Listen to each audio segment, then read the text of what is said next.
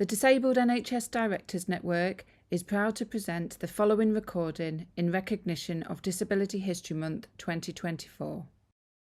The DNDN was established in 2020 to bring together disabled NHS board-level leaders to strengthen their collective impact and voice, and through them, the voice of all disabled staff within the NHS.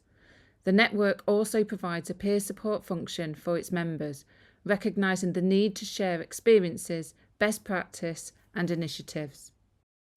Since its inception, the DNDN has worked to strengthen the recruitment pipeline for disabled directors, providing best practice guidelines for the recruitment and retention of disabled people, as well as working directly with recruitment agencies to improve their processes.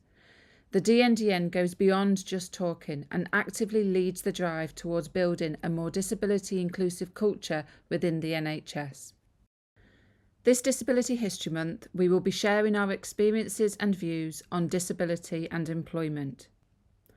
Week 1. Was there a pivotal moment your disability influenced your career path? My name's Hattie Llewellyn-Davis and I'm the chair of Princess Alexandra Hospital Trust, based in Essex, and a member of the DNDN. And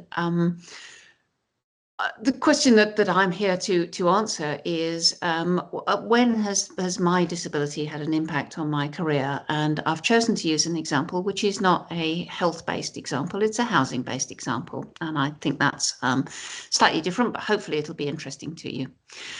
And it stems from my personal experience of being asked by Power UK Network whether I considered myself to be vulnerable and therefore could access their additional support services in the event of a power cut.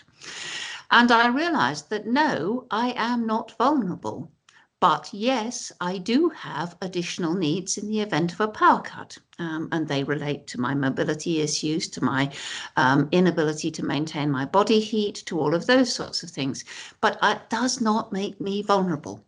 And I thought long and hard about this, and I thought that actually in housing, we define people as vulnerable without any real sense of what that means, and in a way that probably demeans them and their authority over themselves and their lives.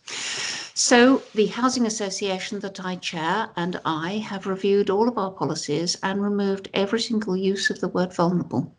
We now refer to people as having specific needs or additional needs or particular requirements or whatever it may be, but not vulnerability. And it means that we have had to be much more precise about what we mean. We don't blanket people together in a great big mass of vulnerability, which doesn't really help us tailor our services in any useful way at all. And I think it has been absolutely fascinating in the way it has persuaded people to change their views of people with disabilities in a really meaningful way. And I hope that it will result in empowering our tenants in a real positive way as well. And maybe that's something that in the NHS we ought to think about doing as well. Thank you for watching. In week 2, we'll be asking the question, what can employers do to create a more disability-friendly environment at work?